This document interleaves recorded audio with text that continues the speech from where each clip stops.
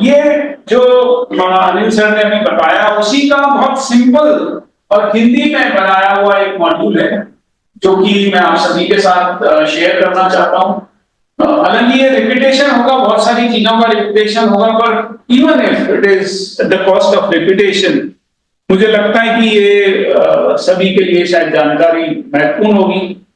इससे पहले मैं कुछ चीजें बताना चाहूंगा जो राजस्थान में पिछले 3 महीनों में हुआ, उसके बारे में मैं थोड़ी संक्षिप्त में जानकारी देना चाहूंगा कि सभी जिलों के जो आरसीएचओज हैं और जो डिप्टी सीएमएचओज हैं, उनको उनका ओरिएंटेशन हुआ और नेशनल क्लाइमेट चेंज प्रोग्राम के तहत उनका एनुअल एक्शन प्लान भी बनाया गया, जो कि 5 एरिया में बनाया गया। उनमें से हीट रिलेटेड इलनेसेस भी एक महत्वपूर्ण थी, और क्योंकि इस बार बहुत अच्छा प्रिडिक्शन था तो पहले से ही मार्च के महीने से ही ये तैयारियां शुरू हो गई थी स्वास्थ्य विभाग में, और उसके लिए ही ये मॉड्यूल और इसका ट्रेनिंग और ओरिएंटेशन भी बहुत पहले हम लोग कर चुके थे, सरकार के नीचे तक के लोगों का, आशा एएनएम तक का, और कुछ एनजीओ के साथ भी हम लोगों ने ये ट्रेनिंग की।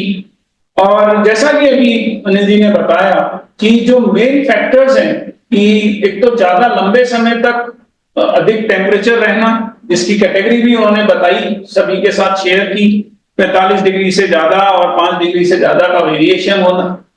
और जो ज्यादा महत्वपूर्ण बात है, जो कि अब आने वाले समय में बहुत ही इंपॉर्टेंट हो जाएगी और इस साल खास तौर पे ज्यादा, कि ह्यूमिडिटी का लेवल जब ज्यादा होता है, राजस्थान में कुछ हद तक एक अच्छी बात है कि ड्राई हीट ज्यादा होती है, पर जुलाई और अगस्त में हीट के साथ ह्यूमिडिटी भी यहाँ पे होती है। जब ह्यूमिडिटी बढ़ती है तो हीट स्ट्रोक की संभावना तब भी ज्यादा होती है। ये बहुत महत्वपूर्ण बात है ध्यान रखने के लिए, क्योंकि उस समय इवेपोरेशन कम होता है और जो शरीर को ठंडा करने की क्षमता होती है वो कम हो जाती है। इसके अलावा जो अभी जैसा दिखाया पिक्चर के माध्यम से, अर्बन हीट आइलैंड इफेक्ट, कि जो कंक्रीट और डामर की अधिक गर्मी जो एब्जॉर्ब करने के कारण सतह को गर्म बनाए रखते हैं, और जिससे ज्यादा हीट स्ट्रोक बढ़ने की संभावना बढ़ जाती है। अक्सर हम सोचते हैं कि खुले मैदानी क्षेत्रों में ही हीट स्ट्रोक होता है, बल्कि ऐसा नहीं है। जो हमारे जो कंक्रीट और डामर के कारण भी इसकी प्रिवलेंस के बढ़ने की संभावनाएं ज्यादा है। इसके अलावा जो हम जानते हैं कि पेड़ कट रहे हैं और छायाओं का अभाव होने लगा है। जैसा जयपुर में आप लोगों ने देखा होगा कि जब मल्टी स्टेक होल्डर मीटिंग हुई, उसका एक ये सजेशन निकल के आया था, और कुछ दूसरे राज्यों में जो ये इनोवेशन किया गया कि ग्रीन नेट अब चौराहों पर कई जिलों में दिखाई देने लगी है। ये एक अच्छा शुरुआत है, जिसके तहत छाया की व्यवस्था करने की एक कोशिश है।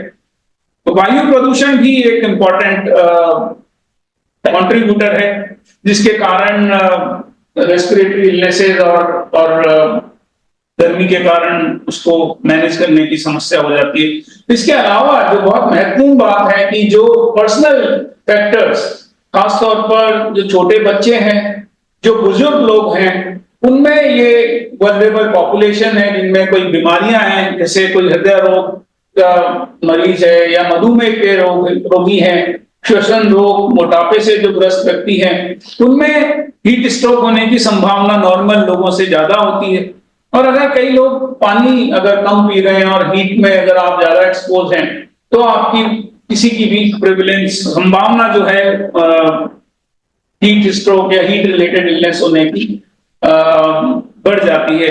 जैसा अभी अनिल जी ने भी बताया कि कपड़े बहुत महत्वपूर्ण रोल प्ले करते हैं। भारी या नायलॉन के कपड़े पहने हो तो आपके संभावना है कि अब हीट का डिसिपेशन नहीं हो पाता और हीट स्ट्रोक होने लगता है।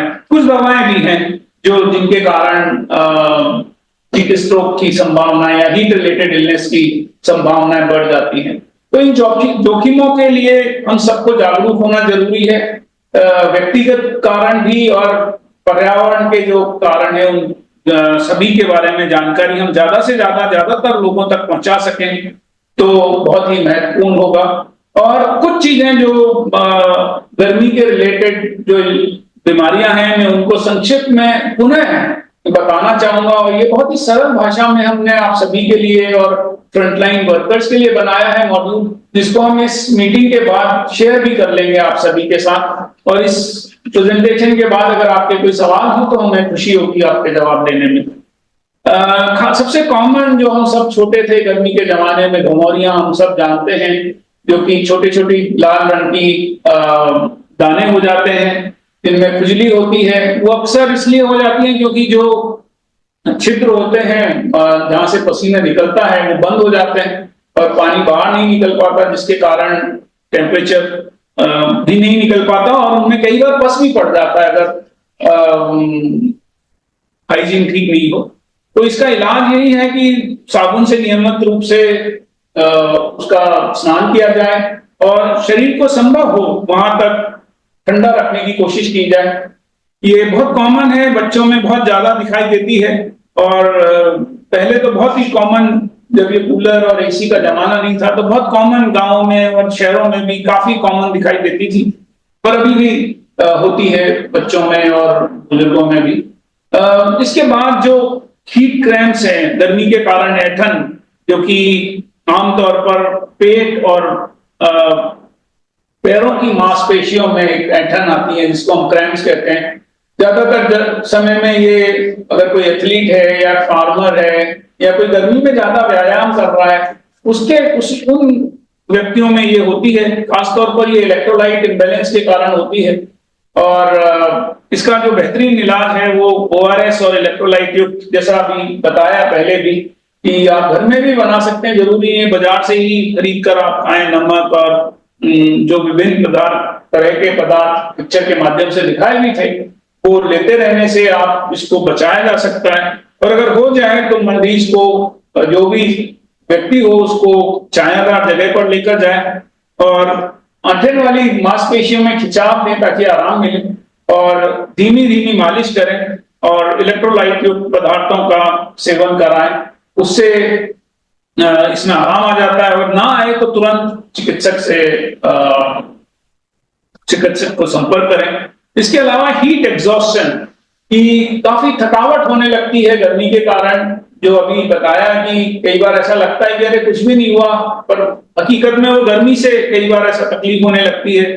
भारी पसीना हो जाता है, कमजोरी आती है, एकदम ठंडा होने लगता है, सर दर्द बहुत कॉमन सुनने में आ रहा है आजकल, चिपचिपे हाथ पैर हो जाते हैं और नाड़ी बहुत या तो कमजोर और तेज होने लगती है। कभी कभी बेहोशी और उल्टी जैसी स्थिति भी होने लगती है। और इसका कारण, अगर हम लंबे समय तक धूप में के संपर्क में हो, और ये ज्यादातर जब आर्द्रता ज्यादा हो या आपकी फिजिकल एक्टिविटी बहुत ज्यादा हो, उस समय ये देखने को मिलता है। और इसका जो इलाज है वो अधिक पानी पिए और गर्म मौसम में अगर परिश्रम कर रहे हैं तो हल्के ढीले कपड़े पहने और कोशिश करें कि 11 से 3 बजे के बीच में धूप से बचने की कोशिश करें। शराब इत्यादि के सेवन से बचना एक बहुत ही महत्वपूर्ण तरीका है और घर पर ही रहना और पर्दे खिड़कियों में डालकर रहना इम्पोर्टेंट है। प्राथमिक उपचार में पीड़ित को ठंडी जगह पर लेटाएं और कपड़े ढीले कर दें और ठंडा गीला कपड़ा लगाएं ताकि टेम्परेचर जो है तेजी से कम किया जा सके। पंखा या अगर एसी है तो एसी में लेटाएं उसको और धीरे धीरे पानी पिलाएं। और अगर उल्टी होती है और अगर कॉन्शियसनेस नहीं रह पा रही है तो तुरंत 108 एम्बुलेंस पर कॉल करें और पेशेंट को हॉस्पिटल, नजदीकी हॉस्पिटल लेकर जाएं। मैं एक और के बारे में बात करना चाहूंगा, हीट स्ट्रोक, जो कि काफी इस बार काफी, क्योंकि ओरिएंटेशन काफी था, गांवों तक सेंसिटाइजेशन था तो लोगों में जागरूकता ज्यादा थी। इस बार आए भी काफी हैं, आपने अखबारों में भी देखा है। ऐसा नहीं है कि संख्या बढ़ी है, इस कारण काफी सारे बचे भी हैं, क्योंकि समय रहते जब जागरूकता ज्यादा होती है तो लोग उसके अनुसार एक्शन लेते हैं। इसमें खासतौर पर शरीर का अधिक तापमान होना, गर्म सूखी त्वचा, नाड़ी का तेज चलना, बेहोशी सी आना और कई बार मानसिक स्थिति भी अजीब सी होती है, कई बार बहकी बहकी बात करने लगते हैं और कभी कभी पसीना ना भी आए, ये भी संभव है। अक्सर हम सोचते हैं कि हीट स्ट्रोक, लू लगी है तो पसीना तो आएगा ही, पसीना नहीं आ रहा तो कुछ और है, पर ऐसा भी संभव है कि पसीना ना आए। और अधिक गर्म होने के कारण जो है जो टेम्परेचर रेगुलेशन मैकेनिज्म है वो ही डिस्टर्ब हो जाती है, और जिसके कारण शरीर अपना टेम्परेचर मैनेज नहीं कर पाता है, और टेम्परेचर कई बार 104 से अधिक भी हो देखा गया है। और ये एक इमरजेंसी स्थिति है जिसमें मरीज को तुरंत छाया वाली जगह पर लेटाना चाहिए, और वृद्ध और छोटे बच्चे, pregnant lady, breast feeding, heart जो ब्रेस्ट फीड कर रही है महिलाएं, हार्ट के पेशेंट्स, किडनी के पेशेंट्स, डायबिटीज वाले लोगों को सबसे ज्यादा इससे खतरा हो सकता है। इसका बचाव यही है कि ज्यादा पानी पिए, और अगर गर्म मौसम में परिश्रम कर रहे हैं और कुछ काम कर रहे हैं तो खास तौर पर ज्यादा ध्यान रखें कि पानी ज्यादा पीते रहें, और हल्के रंग के ढीले कपड़े पहने, और 11 से 3 बजे के बीच में काम ना करें। और प्राथमिक उपचार, मरीज को तुरंत ठंडे पानी में डुबोएं। आजकल एक टैको टेक्निक भी है जिसमें कि टर्पोलिन असिस्टेड कंट्रोल मैकेनिज्म है, जिसमें कि एक तिरपाल के अंदर जो अफेक्टेड व्यक्ति है उसको लेटाकर और बर्फ डालकर और ऑसिलेट किया जाता है, हिलाया जाता है, जिससे कि तेजी से टेम्परेचर कम हो जाता है। उसका भी हमने एक वीडियो बनाया है, हम आपके साथ इस मीटिंग के बाद शेयर कर लेंगे, तो आप उसको भी देख सकते हैं। और ये कुछ मेन समस्याएं हैं जो देखने को मिली हैं हीट के कारण, और हम ये मॉड्यूल आप सभी के साथ शेयर कर लेंगे। आप ज्यादा से ज्यादा इसको लोगों तक पहुंचाएं, और आईसी मटेरियल भी आप लोगों ने भी देखा होगा, विभिन्न जिलों में लगाए गए हैं। हम इस मीटिंग के बाद वो भी आपके साथ शेयर कर लेंगे। और एक सभी चिकित्सा संस्थानों में मॉक ड्रिल्स भी किए गए हैं, तो मॉक ड्रिल का भी एक वीडियो बना है, वो भी हम आपके साथ इस मीटिंग के बाद शेयर कर लेंगे। आपके कोई प्रश्न होंगे तो हमें खुशी होगी आपके जवाब देने। Thank you. Thank you sir, thank you. आपने बहुत डिटेल में हमें डिफरेंट तरीके बता दिए जिससे हम अपना बचाव कर सकते हैं, अपने आसपास लोगों का और बचाव कर सकते हैं, और कौन से ग्रुप्स हैं जिसको हमें और खास ध्यान रखना है, जैसे हमारे घर में महिलाएं हैं, छोटे बच्चे हैं, वृद्ध व्यक्ति हैं, उन सबका हमें खास ध्यान देना चाहिए, और किस टाइम पे हमें अवॉइड करना चाहिए बाहर निकलना। सर आपका बहुत बहुत धन्यवाद। और अब हम लोग किसी के भी, हमारे जो दर्शक हैं या हमारे जो पार्टिसिपेंट्स हैं, किसी के अगर कोई प्रश्न है तो वो सब अभी चैट बॉक्स में पूछ सकते हैं या अपना हैंड रेज कर सकते हैं, तो वो हम हमारे जो स्पीकर्स हैं उनसे अपने प्रश्न जो है वो पूछ सकते हैं। और जैसे सर ने बताया, जो मॉड्यूल्स हैं और जो पीपीटी सर ने यूज करी है वो हम आपको जो जैसे ये वेबिनार खत्म होता है तो आपको एक मेल आएगा, आपको बस फीडबैक फॉर्म अपना सबमिट करना है, और हम आपको जो भी आज हमने मटेरियल यूज करा है या जो भी एक्स्ट्रा मटेरियल सर ने बताया यूनिसेफ की ओर से, वो हम आपके साथ उस मेल के फॉलोअप में शेयर कर देंगे। अगर किसी के भी कोई सवाल है तो चैट बॉक्स में लिख सकता है या फिर अपना हैंड रेज कर सकता है प्लीज।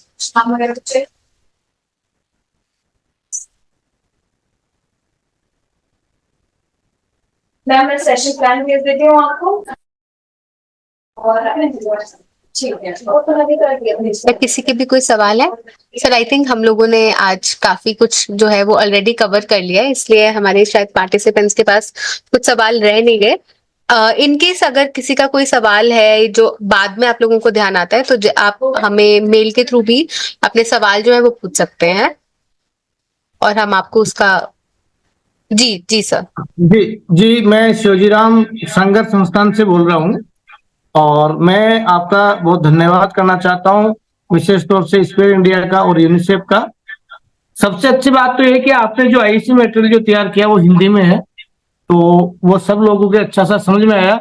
अभी मैं कुछ दिन पहले ही मीटिंग में था, और यूनिसेफ से मनीष सांवला जी ने ये जो पीपीटी प्रेजेंट किया था, हम लोग फील्ड में गए तो रियल में अभी इतनी जरूरत है कि एक तो डेथ हमने हमारी आंखों से देखा, क्योंकि हमारा जो मोबाइल मेडिकल यूनिट है हम वहां तक पहुंचते पहुंचते डेथ हो चुकी थी। अभी मैंने ग्रुप में भी चैट बॉक्स में फोटो शेयर किया एक बच्ची का, वो भी आप देख सकते हैं। तो अभी बहुत जरूरत है इसको करने की, लोगों को समझाने की।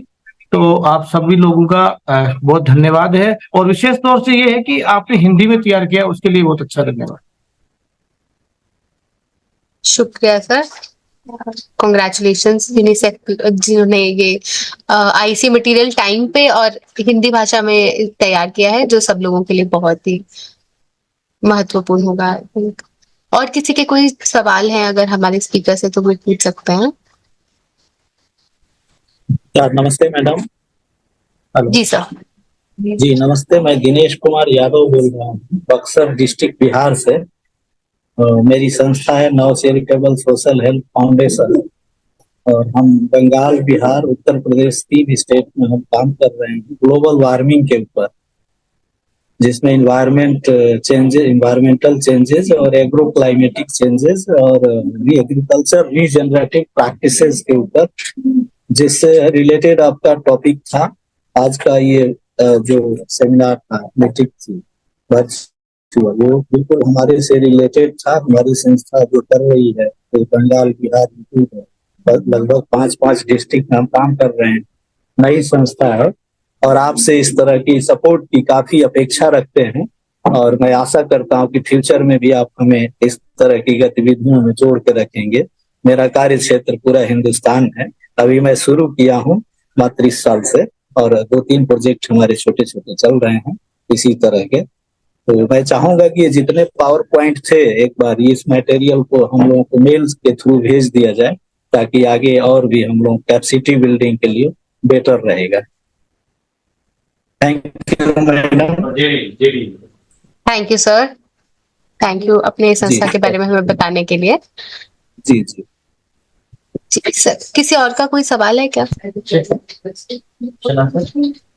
कौन सा?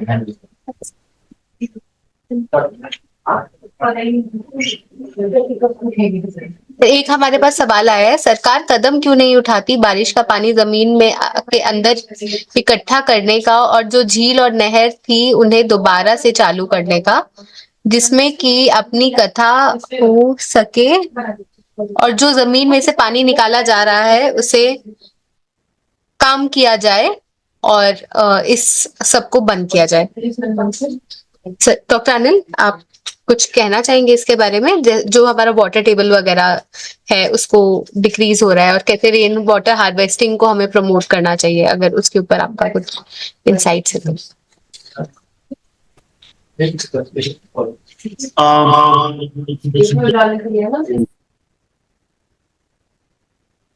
मेरा नाम ऋषभ हेमानी, यूनिसेफ में वाटर सैनिटेशन हाइजीन स्पेशलिस्ट के तौर पे काम करता हूँ।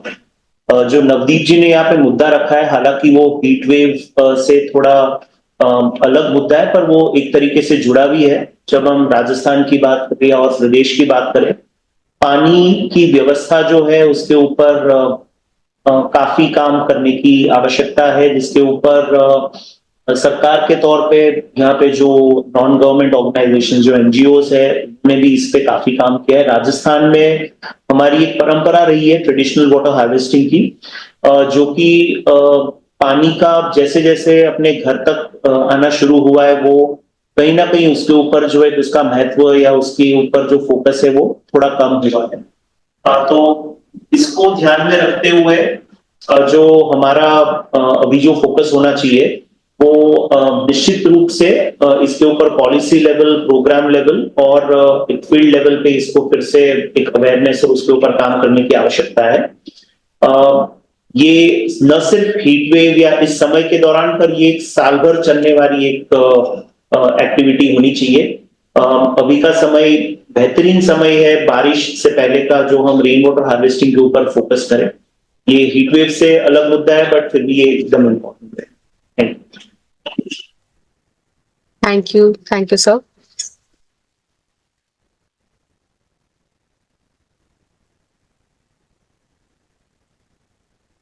और कोई हमारे पास सवाल हैं तो हम उन्हें ले, नहीं तो हम इस सेशन को क्लोज भी कर सकते हैं। अनिल सर, आप कुछ ऐड करना चाहेंगे? मैं अभी तो यही ऐड करूंगा कि हीट वेव के स्वरूप भी थोड़ा बदलते रहते हैं। अभी देखिए, देश में कुछ हिस्सों में बीच बीच में अभी बारिश की संभावना हो रही है, और कुछ वेस्टर्न डिस्टर्बेंस की वजह से भी छूटा छीटा इस तरह से बूंदाबांदी और इस तरह की स्थितियां होंगी। तो लोग कई बार ओवर कॉन्फिडेंस में जाते हैं, नहीं नहीं अब तो ठीक है, अब तो ठीक है। तो उन चीजों को थोड़ा सा फोरकास्ट को देखें, टेम्परेचर पे ध्यान दें, क्योंकि ये भी होता है कि जब हमारा एक्सपोजर एक दिन होता है टेम्परेचर को, तो शायद हमारे अंदर एक क्षमता हमारी काम करती है, दूसरे दिन तीसरे दिन, तो ये कॉन्सिक्यूटिव जब हमारा एक्सपोजर होता है उसको भी ध्यान देने की जरूरत है। कई बार कॉन्सिक्यूटिव एक्सपोजर हमारा थोड़ा सा कम भी हुआ लेकिन लगातार हो रहा है तो हमारी क्षमता काम नहीं कर पाती है, तो इन चीजों को भी ध्यान देने की जरूरत है। और ऑफ एंड ऑन ये चलता रहता है। अभी जून तो पूरा, लेकिन कई बार कुछ दिनों तक जुलाई में भी ऐसी स्थितियां रहती हैं। तो आप इस जानकारी को जितना मल्टीप्लाई करेंगे, शेयर करेंगे, हमारा देश, हमारा समाज और हम सब मिलके जो हीट वेव के दुष्प्रभाव को कम कर सकते हैं, यही मेरा संदेश है।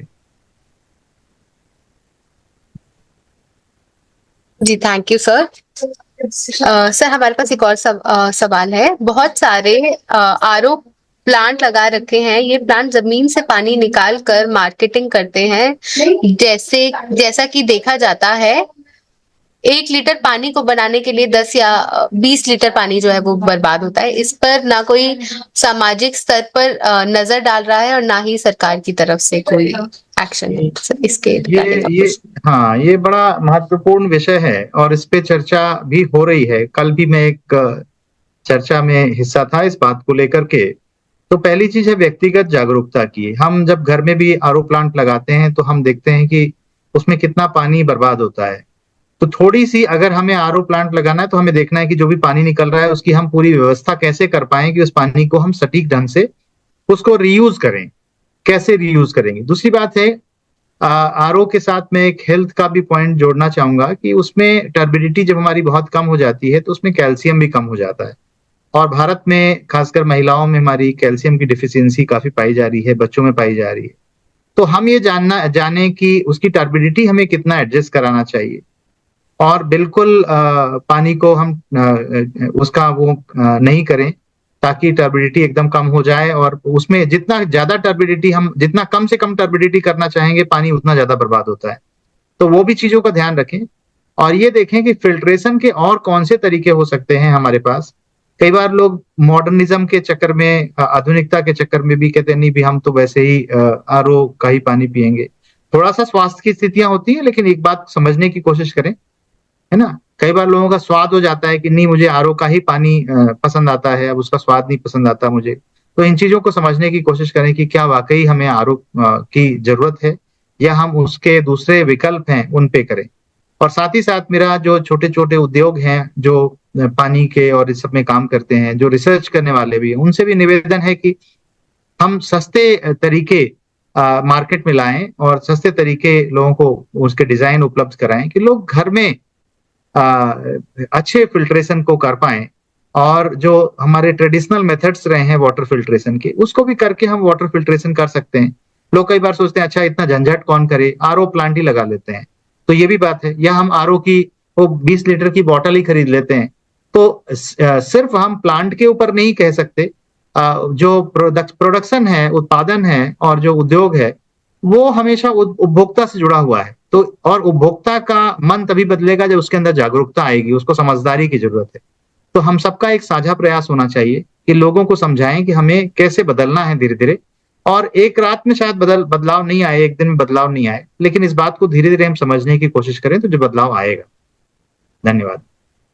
धन्यवाद सर। इसी में ऐड करते हुए हमारे पास प्रेम कुमार पटेल जी हैं।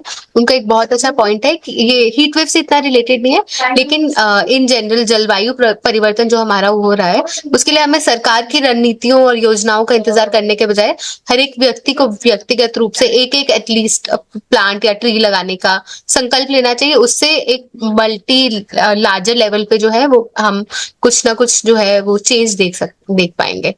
थैंक यू सर, बहुत अच्छा आपका सजेशन है।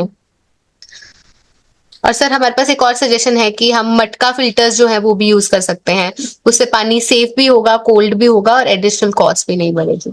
जी, मैंने मिट्टी का बना जग भी देखा है जिसमें जितना पानी पीना है हम रख देते हैं और 1 घंटे के अंदर लगभग ठंडा हो जाता है और उसमें 5-6 गिलास पानी रहता है। तो आजकल काफी इनोवेशंस आ रहे हैं, तो इस तरह की चीजें काफी अच्छी हैं, उनको हम देख सकते हैं। जी जी जी सर डॉक्टर अग्रवाल आप सर कुछ ऐड करना चाहेंगे, फिर हम आई थिंक ये वाला वेबिनार जो है वो क्लोज कर सकते हैं।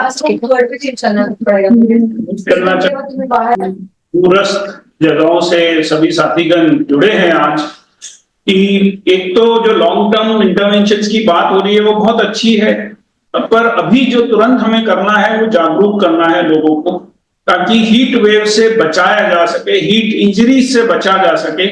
और हीट के कारण जितनी भी इंजरी हो रही है वो उसके कितने रिमेनेंट इफेक्ट हैं वो हम अभी बहुत ज्यादा नहीं बता पा रहे हैं। तो सबसे पहला है कि जागरूक किया जाए लोगों को और उससे बचाने का ज्यादा से ज्यादा लोगों तक ये बात पहुंचाई जाए कि हीट वेव से कैसे बचा जाए। और दूसरा, अगर कोई किसी को कभी कुछ हो जाए तो कैसे उसका तुरंत उपचार किया जाए, क्योंकि प्राथमिक उपचार की बहुत ही महत्वपूर्ण भूमिका है इसमें, क्योंकि जब तक 2-3 घंटे में या 1 घंटे में पहुंचते हैं लोग हॉस्पिटल तक, तब तक काफी नुकसान हो चुका होता है। और तीसरा कि अभी राजस्थान सरकार ने सभी जिलों को आदेश दिए हैं, सभी संस्थाओं को आदेश दिए कि वो हर चिकित्सा संस्थान में एक हीट स्ट्रोक रूम बनाए और एम्बुलेंसेस भी पूरी इक्विप की गई हैं। तो ये 3 चीजें मैं बताना चाहता हूं सभी की जानकारी के लिए कि लोगों को अधिक से अधिक इसके बारे में जागरूक करें। धन्यवाद।